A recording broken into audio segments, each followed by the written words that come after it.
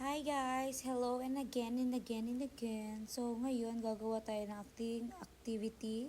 So nilagay ko na siya lahat sa notepad para hindi na ako mahirapan mamaya. Because of ubusan na ang time. Yan, kakopy ko na lang siya.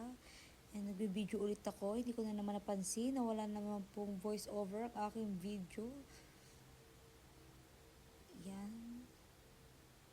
Lang natin is activity _1 sa ating activity 1, and then yan, open natin siya sa may output niya. Then ito na po ang ating output, ang aking pangalan. So the next activity na gagawin natin is magawa tayo ng HTTP server. Yan, ikakopy ko lang to for our activity 2.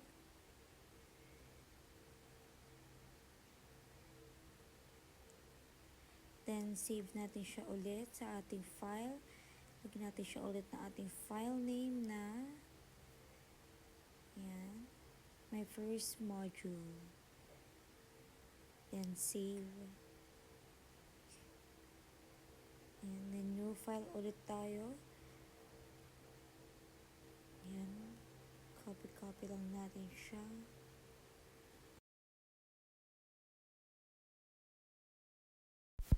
Then, i-save natin siya palagi. Yan. Later on, we're going to run this program.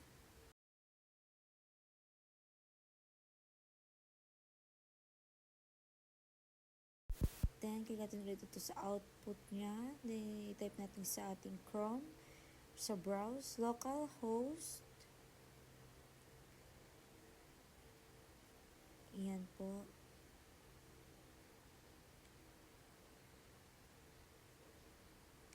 Then, yan na po ang ating output.